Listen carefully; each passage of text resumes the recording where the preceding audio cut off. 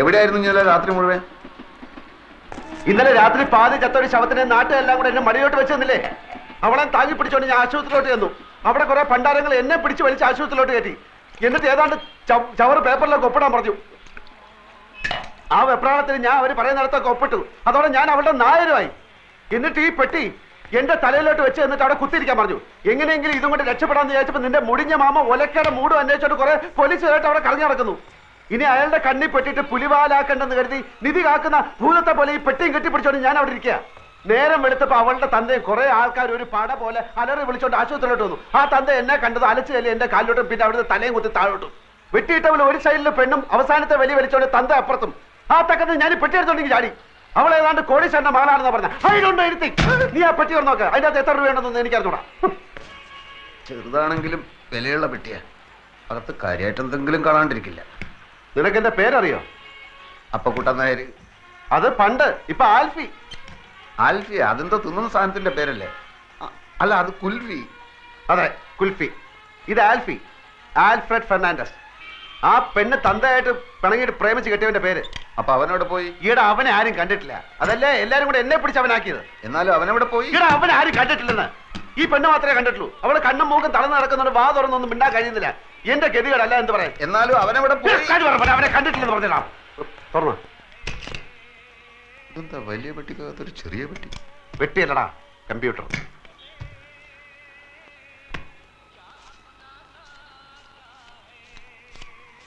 എത്രയുണ്ട്? 1100 പിന്നെ 20. അത്രേ ഉള്ളൂ? നിന്റെ അത്യാവശ്യം കണ്ടപ്പോ ഞാൻ വിചാരിച്ചു അത്രയെങ്കിലും ഉണ്ടല്ലോ. അപ്പോ ചേട്ടനാ ഇരിക്കണം ഇരിക്കണം. ഇനി താൻ അങ്ങനെ എന്നെ ഇരുത്താൻ നോക്കണ്ട. 2-3 മാസം വാടക കുടിശ്ശിയുണ്ട്. ഇനി അവധിയില്ല. ഇപ്പൊ ഇറങ്ങണം. ഇത് കണ്ട 2 മാസം വാടകയുണ്ട്. ഇത് അങ്ങോട്ട് കൊണ്ട് തരാതിരിക്കായിരുന്നു. അടുത്ത ഞാൻ 2-3 ദിവസം കൊണ്ട് തരാം. ഞാൻ 3-4 ദിവസം വീട്ടിൽ കൊണ്ട് തരാം. 2 ദിവസം കഴിഞ്ഞ് 2-3 ദിവസം വീട്ടിൽ കൊണ്ട് തരാം. ആ ശരി. വാടാ. അത് പോയി. ദേ ചെക്കും ബാങ്കിന്റെ ബുക്കും. എവിടെ?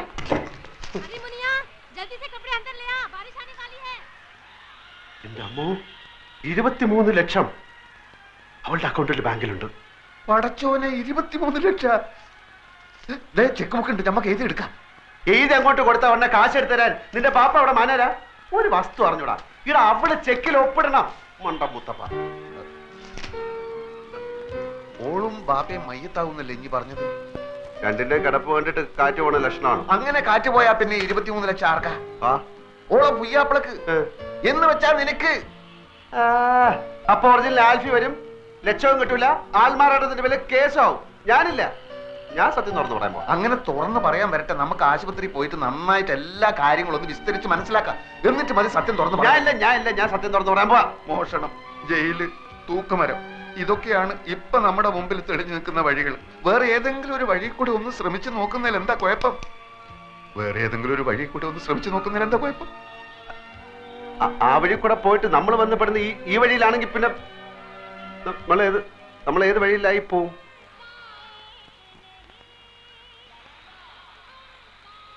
പോയി നോക്കണോ?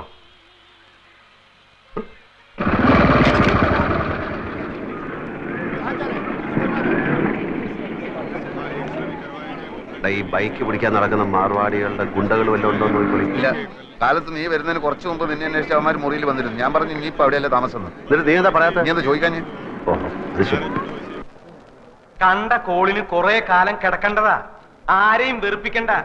ബാഗിനകത്ത് മൂടി വെക്കാനല്ല, കാശും തന്ന് തന്നെ കണക്കപ്പിള്ള എന്ന് പറഞ്ഞ് ഇവിടെ കുത്തി നിർത്തിരിക്കണേ. ആവശ്യത്തിന് കൊടുക്കാനാ. ഇവിടുത്തെ പണിക്കാരെ ആരെന്ത് ചോദിച്ചാലും അത് അങ്ങോട്ട് കൊടുക്കുക. അയ്യോ, എവിടേക്കാ പോണേന്ന് വെച്ചാ പറഞ്ഞിട്ട് പോണ്ടേ. ഫോൺ നമ്പറും ഇല്ല, അഡ്രസ്സും ഇല്ല. എന്താ കാര്യം? വർമ്മ സാറ് ബോധം വന്നപ്പോ മുതൽ നിലവിളിക്കുക, ആൽഫി. ഞാനിപ്പോ അതിനെന്ത് ചെയ്യണം? ഒരച്ഛന്റെ വിഷമം മനസ്സിലാക്കണം. പറയുന്നത് കേൾക്കല്ലാതെ മറിച്ചൊന്നും പറഞ്ഞ് അങ്ങേരെ വിഷമിപ്പിക്കരുത്. ഞാൻ മോന് പുണ്യം കിട്ടും. വാ വാ.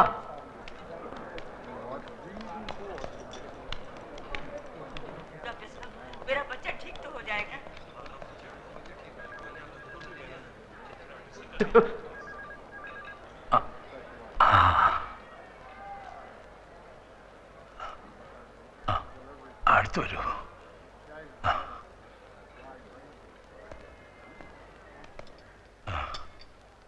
കണ്ണേ പൊന്നേന്ന് പറഞ്ഞു വളർത്തിയ കുഞ്ഞാണ്. ഇപ്പൊ കിടക്കണ കിടപ്പ് കണ്ടില്ലേ? ഡോക്ടർ പറഞ്ഞു നീ വേണം അവളെ രക്ഷിക്കാനെന്ന്. എന്റെ മോളെ കൈവിടരുത്. ഒന്ന് പറയൂ ഇരവി, എന്നോട് മാപ്പാക്കണമെന്ന് പറയൂ. പിണക്കവും പരിഭവവും ഒന്നും ഇല്ലാന്ന് എന്നോട് പറഞ്ഞു കഴിഞ്ഞു. എല്ലാം ഞാൻ പറഞ്ഞു മനസ്സിലാക്കിച്ചോളാം. വർമ്മ സാറ് വെറുതെ വിഷമിച്ച് പ്രഷർ കൂട്ടണ്ട. ആ, അത് കേട്ടാ മതി എനിക്ക്. 100. 100? എടോ ഇത് ആദ്യം പറഞ്ഞോളൂ 200. 100 100 100 100 200 300 എത്ര വേണമെങ്കിലും തരാം. പിന്നെ അവിടെ ചെന്ന് കിട്ടിയില്ല എന്ന് കംപ്ലൈന്റ് പറഞ്ഞു. നന്ദി വേണടാ, നന്ദി. എനിക്ക് ചില കാര്യങ്ങൾ അറിയാനുണ്ടായിരുന്നു. എന്ത് കാര്യം? ചന്ദ്രയ്ക്ക് രാവിലെയാ ബോധം തെളിഞ്ഞത്. എല്ലാം കാണാം, എല്ലാം കേൾക്കാം, എല്ലാം മനസ്സിലാക്കാം, പക്ഷെ സംസാരിക്കാൻ കഴിയില്ല. കഴുത്തിന് താഴെ ആകെ തളർന്നിരിക്കുക. ഒരു സ്ട്രേഞ്ച് കേസായിട്ടാണ് എനിക്ക് തോന്നുന്നത്. പക്ഷെ പ്രതീക്ഷയ്ക്ക് വകയുണ്ട്.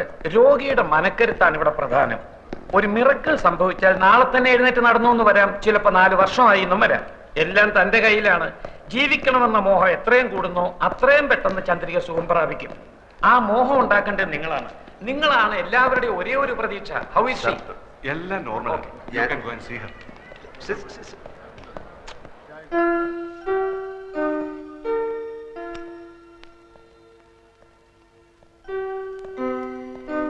കൊച്ചെ, എനിക്കൊരു കാര്യം പറയാനുണ്ട്. എല്ലാരും കൂടെ എന്നെ തെറ്റി.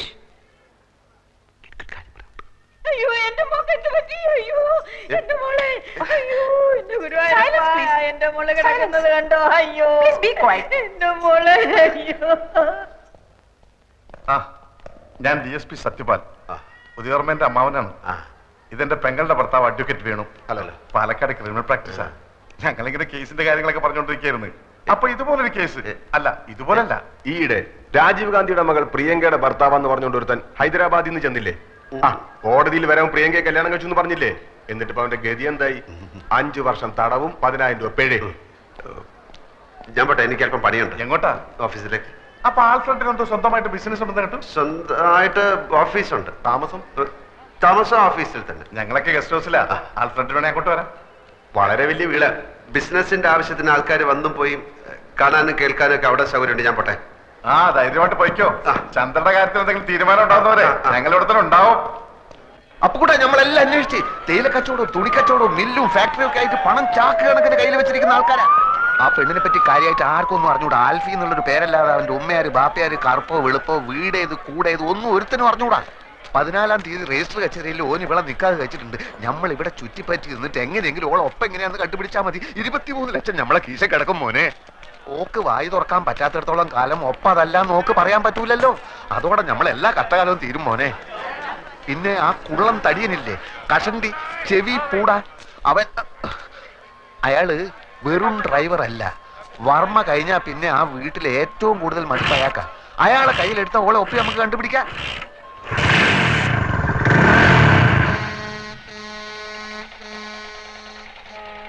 ഇനി എന്താടാ ഒന്നും മിണ്ടാത്തത്? നീ പടച്ചോനെ കണ്ടിട്ടുണ്ടാ? ഇല്ല, കണ്ടിരുന്നെങ്കിൽ ഒന്ന് ചോദിക്കായിരുന്നു. എന്തിനാ ഇങ്ങനെ എന്നെ പടച്ചു വിട്ടതെന്ന്. എന്നാ പടച്ചോനെ നമ്മള് കണ്ടിട്ടുണ്ട്. എവിടെ വെച്ച്? പലയിടത്തും വെച്ച്, പല രൂപത്തില്. ഒരിക്കല് ബസ്സിൽ ടിക്കറ്റ് എടുക്കാൻ 20 പൈസ കുറവായപ്പോ സ്കൂളിൽ പഠിപ്പിച്ച പണിക്കര മാഷ രൂപത്തിൽ വന്ന് 20 പൈസ തന്ന്. പിന്നൊരിക്കൽ എടപ്പള്ളി പെരുന്നാളിന് കാശില്ലാണ്ട് വിശന്ന് വലഞ്ഞപ്പോ ഒരു ദുബായിക്കാരന്റെ രൂപത്തിൽ വന്ന് ബിരിയാണി വാങ്ങി തന്നു. അങ്ങനെ കഷ്ടപ്പെടുന്ന നമ്മളെ മുമ്പിൽ പല രൂപത്തിലാണ് പടച്ചോൻ വരിക. ഇപ്പൊ ഈ ചന്ദ്ര എന്ന് പറയുന്ന പെണ്ണിന്റെ രൂപത്തിലാണ് വന്നിരിക്കുന്നത് എന്ന് വെച്ചോളി. ഞമ്മള് പാതി പടച്ചോൻ പാതി എന്നാ. പടച്ചോന്റെ പാതി പടച്ചോൻ ചെയ്തു, ഞമ്മളെ പാതി ഞമ്മള് ചെയ്യണം. നീ ചെകുത്താനെ കണ്ടിട്ടുണ്ടാ? ഉണ്ടല്ലോ ഞമ്മളെ മാമ. അതൊക്കെ കുഞ്ഞ് ചെകുത്താൻ. വലിയ മലയിടത്ര ഉള്ളതുണ്ട്. അതായിട്ടായിരിക്കും ചിലപ്പോ ഒറിജിനൽ ആൽഫി വരുന്നത്. അപ്പൊ പടച്ചോനും കാണൂല, ആരും കാണൂല. ഞാൻ ഒറ്റയ്ക്ക് കൈയും കാലും ഇട്ട് അടിക്കേണ്ടി വരും. ഓരോ പുലിവാലും കൊണ്ടുവന്നിരിക്കുന്നു. ഒരു കാര്യം ഇനി മറക്കല്ലേ, ആകെ മുങ്ങി നിക്ക നമ്മള്. നൂറെ, എനിക്ക് ആ പെങ്കൊച്ചിന്റെ കിടപ്പ് കണ്ടിട്ട് തട്ടിപ്പ് കാണിക്കാൻ തോന്നുന്നില്ല. ഓ, അതാണ് എനിക്ക് വിഷമം. നാട്ടിൽ കിടന്ന് കഷ്ടപ്പെടുന്ന നിന്റെ അച്ഛനെയും പെങ്ങളെ ആലോചിച്ചിട്ട് എനിക്ക് വിഷമില്ല. എപ്പോഴോ കുറെ ഐസ് മുട്ടായി വാങ്ങിച്ചു തന്നൊന്നും പറഞ്ഞിട്ട് അതിന്റെ നന്ദി കാണിക്കാൻ വേണ്ടി നിന്റെ പിന്നാലെ ഇറങ്ങി തിരിച്ച എന്റെ ഇപ്പോഴത്തെ സ്ഥിതി ആലോചിച്ചിട്ട് എനിക്ക് വിഷമില്ല. എങ്ങാണ്ടെന്നോ വന്ന ഒരു പൂത്ത കാശുകാരി പെണ്ണിന്റെ കിടപ്പ് കണ്ടപ്പോ നിന്റെ ചങ്ക് നൊന്തുവല്ലേ? നമ്മളെ പെണ്ണിനെയും മാമാനെയും പറ്റിച്ചപ്പോ ഇല്ലാതിരുന്ന നിന്റെ ഈ വിഷമം ഇപ്പൊ നമ്മളെ കാണിക്കാനുള്ളതല്ലേ? 23 ലക്ഷം ഒറ്റക്കടിച്ച് മുങ്ങാനുള്ള പരിപാടിയാണെങ്കിൽ അത് പറഞ്ഞാൽ മതി. എനിക്കിന്റെ കാശ് വേണ്ട. നീ വലിയ പണക്കാരനാവുമ്പോ മാമേന്റെ പൈസ കൊടുത്തില്ലെങ്കിൽ ആ പാവം മൈമുനേന്റെ 3000 രൂപയെങ്കിലും കൊടുത്തേക്കണം. എനിക്ക് അവളെ കിട്ടിയിട്ടില്ലെങ്കിൽ സാരമില്ല. ആ പാവത്തിനെ പറ്റിച്ചാൽ നീ ഒരു കാലത്തും കുടം പിടിക്കില്ല. ഞാനും നീയായിട്ട് ഇനി ഒരു ബന്ധവുമില്ല.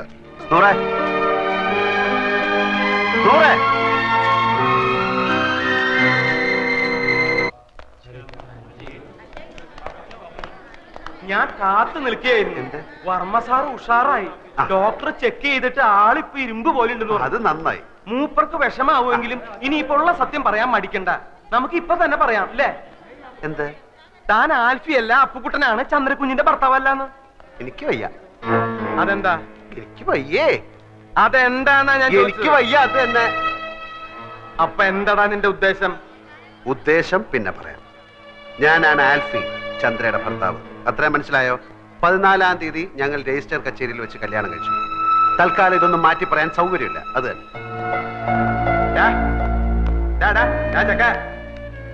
നീയല്ലേ പറഞ്ഞ സത്യം പറയാൻ പോവാന്ന്? താനല്ലേ പറഞ്ഞ സത്യം പറയണ്ടെന്ന്? അതപ്പോ. എന്നാ ഇതിപ്പോ.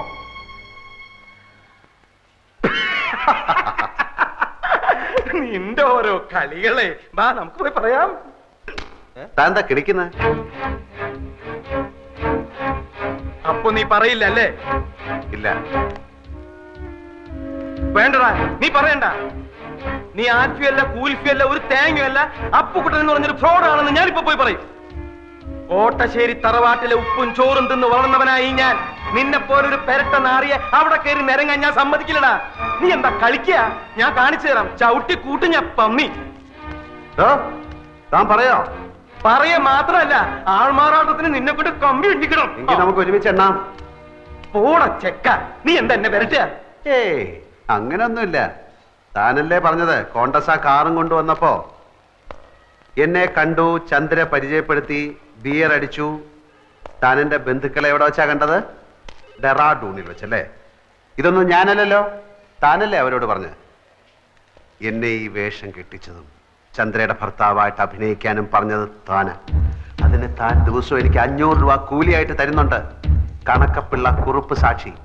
എന്നിട്ട് അങ്ങേരത് ഇത് ഏത് കണക്കിൽ എഴുതണമെന്ന് ചോദിച്ചപ്പോ അയാളുടെ അമ്മായിയമ്മയുടെ പ്രസവത്തിന് പലഹാരം വാങ്ങിച്ച കണക്കിൽ എഴുതാൻ താൻ പറഞ്ഞില്ലേ? നീ എന്തൊക്കെയാടാ ഈ പറയണേ? ഞാൻ പറഞ്ഞു കഴിഞ്ഞില്ല, താൻ മുഴുവൻ കേക്ക്. താൻ എന്നോട് പറഞ്ഞു അവള് തട്ടിപ്പോവും, അത് കഴിഞ്ഞ് താൻ ആ കിളവന് വിഷം കൊടുത്ത് കൊല്ലും, അപ്പൊ ഭർത്താവ് നിലയ്ക്ക് എനിക്ക് ആ സ്വത്ത് കിട്ടും, അപ്പൊ ഞാൻ അതിന്റെ പകുതി തനിക്ക് തരണമെന്ന്. എടാ ദ്രോഹി, നിന്റെ നാക്ക് പുഴുത്തു പോവും.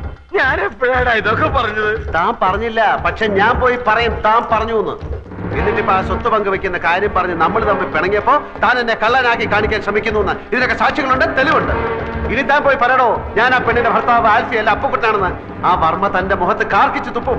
ആ തടിയന്മാർ തന്നെ ഇടിച്ച് പഴിപ്പിക്കും. എന്നിട്ട് ആൾമാറാട്ട കേസിൽ നമുക്ക് രണ്ടുപേർ കൂടെ അകത്ത് കിടന്ന് ഗോതമ്പ് ഉണ്ടാകുന്ന ഇരുമ്പഴിയേണ്ടി കളിക്കാം. പോയി പറയടോ, പോയി പറയടോ. എടോ, നമ്മുടെ കോൺഗ്രസ്സാക്കാരിൽ പോയിട്ട് ബിയർ കഴിച്ചില്ലേ? പോയി പറയടോ.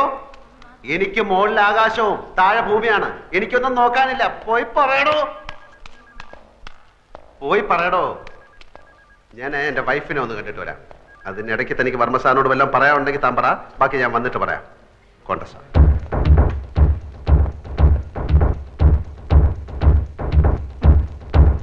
കോപ്പി എടുത്ത് എല്ലാ ബാങ്കുകൾക്കും അയച്ചു കൊടുക്കണം. പിടിക്കേ. ഇരവിക്കെന്താ ഒരഭിപ്രായ വ്യത്യാസമുള്ളത് പോലെ? ഇനി ഞാനൊരു സത്യം തുറന്നു പറയട്ടെ. ഈ തീരുമാനം എന്താ? അപ്പൊ നാളെ തന്നെ ആൽഫി ഓഫീസ് ജോയിൻ ചെയ്യണം. നാളെ പിന്നെ എതിർത്തൊന്നും പറയരുത്. നിങ്ങളുടെ കാര്യത്തിൽ ആദ്യമായിട്ട് ഞാൻ എടുക്കുന്ന തീരുമാനമാണിത്. ഇപ്പൊ തന്നെ വിളിച്ചു പറഞ്ഞേക്കാം ഓഫീസിലേക്ക്. എന്റെ പേഴ്സ് എടുക്കാൻ മറന്നുപോയി. എനിക്കൊരു 1000 റുപ്പീസ് വേണമല്ലോ. അത് നീ നിന്റെ വീട്ടിൽ പോയി എടുത്താൽ മതി. കോൺഗ്രസ്സുടെ കീ എടുക്കാൻ ഞാൻ മറന്നു. കോൺഗ്രസ്സുടെ കീ എടുക്കാൻ ഞാൻ മറന്നുപോയി. എന്താടാ മരപ്പട്ടി നോക്കി നിൽക്കണേ? 1000 രൂപ എടുത്ത് ഇയാളുടെ അണ്ണാക്കിലേക്ക് തിരികെ. അല്ല, ഇതിപ്പോ ഏത് കണക്കിൽ എഴുതുന്നത്? എന്റെ അമ്മൂമ്മയുടെ 16 അടിയന്തരം നടത്തി എന്നുള്ള കണക്കിൽ അങ്ങനെ എഴുതിയാ മതി. എനിക്ക് വയ്യ, ഞാൻ മരിക്കാൻ പോവാ. അല്ല, ഈ കോൺഗ്രസ് എന്ന് പറഞ്ഞ കാറല്ലടാ. Silence please. അങ്ങനെ ഒരു കാർ ഉണ്ട്. ഒരു 500 റുപ്പീസ് കൊടുങ്ങി. അപ്പൊ 1500. കണക്കെല്ലാം കണക്ക് പോലെ ഇരിക്കണം. ഹലോ, മാനേജരല്ലേ? ഞാൻ വർമ്മയാണ്. നാളെ എന്റെ മരുമകൻ MD ആയിട്ട് ചാർജ് എടുക്കാൻ വരുന്നുണ്ട്. ആൽഫ്രഡ് ഫെർണാണ്ടസ് എന്നാണ് പേര്. ആൽഫി എന്ന് വിളിക്കും. അയാൾക്ക് ബിസിനസ്സിൽ വലിയ പരിചയമുള്ള ആളല്ല. എല്ലാം വിശദമായിട്ട് പറഞ്ഞു കൊടുക്കണം. You must treat him well. ആളറിയോ? എനിക്കറിയില്ല. ആൽഫ്രഡ് ഫെർണാണ്ടസ് എന്നാണ് പേര്. ആൽഫി എന്ന് വിളിക്കും. 10:30 എത്തുന്നാണല്ലോ മുതലാളി പറഞ്ഞത്.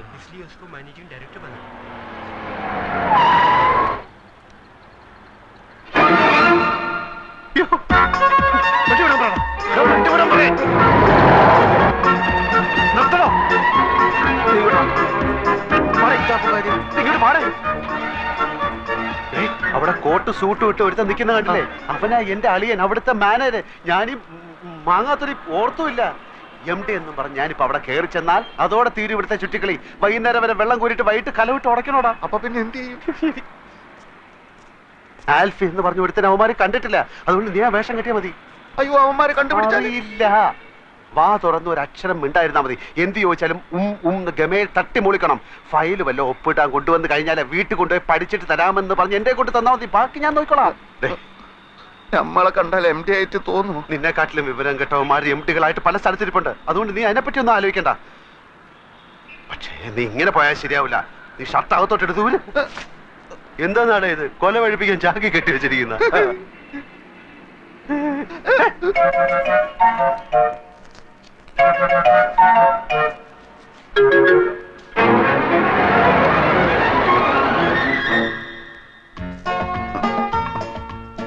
ഇതാണോ ആള്? ചോദിച്ചു നോക്കാം. മിസ്റ്റർ ആൽഫ്രഡ് ഫെർണാണ്ടസ് ആണ്.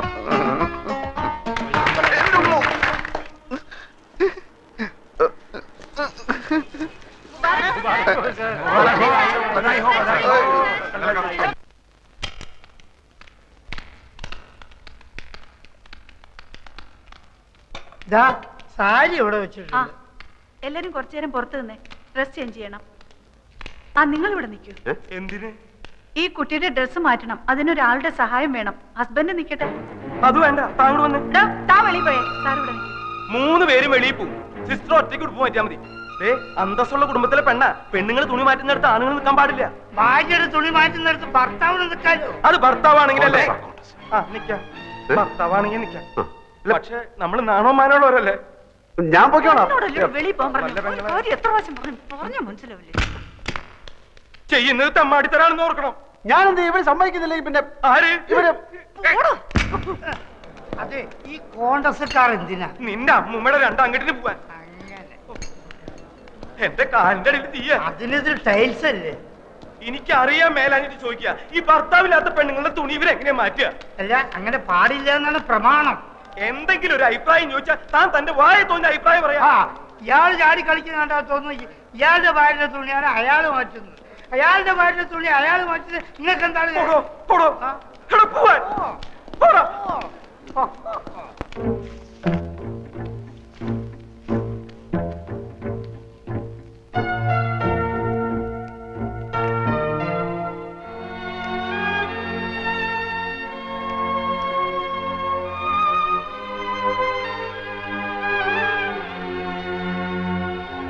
ഉടുപ്പിന്റെ അറ്റത്ത് പിടിച്ച് താഴേക്ക് വലിച്ചാൽ മതി. ഊരി പോന്നോളും. ബോഡി ഞാൻ ഉയർത്തി തരാം.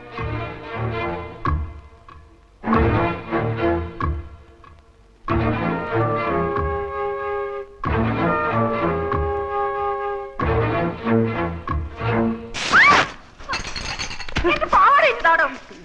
എന്റെ പാവാട ഇങ്ങതാടോ. എന്റെ പാവാട തരാൻ. ഇറങ്ങി പോടോ വെളിയില്.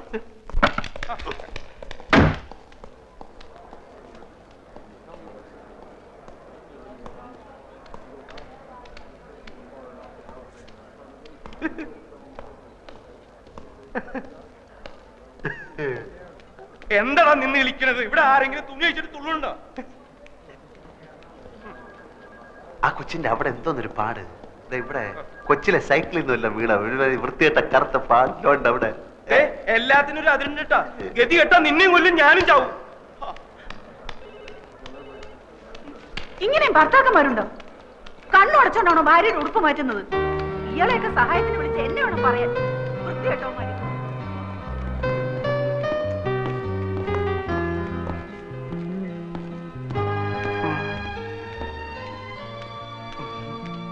ഇപ്പൊ മനസ്സിലായ പിള്ള മനസ്സിൽ കള്ളമില്ലെന്ന്. അതിന് നീ നായരല്ലേ? അതേടോ നല്ല അന്തസ്സുള്ള ഇല്ലത്തെ നായര എന്തേ കാണായിരുന്നു. അപ്പൊ അത്ര വിഷമുള്ള ജാതിയല്ല. സർ, ഇതെന്തൊരു പുലിവാല. പാരീസിൽ നിന്ന് ലണ്ടനിൽ നിന്ന് നമ്മുടെ ബയേഴ്സ് ഫോൺ വിളിക്കുമ്പോ MD എന്തൊക്കെയോ പിച്ചും പേയും പറയുകയാണ്. ഇതെന്താ സംസാരിക്കുന്നറിയാൻ ഞാൻ ക്യാബിനിൽ ചെന്നപ്പോ എന്നെയും അയാൾ തെറി വിളിച്ച് പുറത്താക്കി. എടോ, ഞാൻ അയാളെ കൊണ്ട് ഇവിടെ വട്ടളയിരിക്കുക. എന്താ ചെയ്യാ, വലിയ മുതലാളിയുടെ മരുവനായി പോയില്ലേ. ആ ചന്ദ്രാമ എന്ത് കണ്ടിട്ടാ വിവരം കെട്ടോനെ കിട്ടിയത് എനിക്ക് ഒരു പിടിയും കിട്ടില്ല. വരുന്നിടത്ത് വെച്ച് കാണാം, അല്ലാതെ. അതായത് സാറിന്റെ കമ്പനിക്ക് എന്റെ കമ്പനിയുടെ തുണി തരാം. കഴിഞ്ഞ 2 കൊല്ലമായി സാറേ ഞാൻ ഇതിനു വേണ്ടി ഇവിടെ കയറി ഇറങ്ങാൻ തുടങ്ങിയിട്ട്. പക്ഷെ മാനേജർ കഴിഞ്ഞ 16 കൊല്ലമായി വേറൊരു കമ്പനിക്കാണ് ഈ ഓർഡർ കൊടുക്കുന്നത്. സത്യം പറയാമല്ലോ സാർ, 5000 രൂപ വരെ കമ്മീഷൻ കൊടുക്കാമെന്ന് പറഞ്ഞതാ. എന്നിട്ടും കാര്യം നടന്നില്ല. വേഗം കൊണ്ടാവനെ, ദാഹിച്ചിട്ട് തൊണ്ട പൊട്ടാറായി.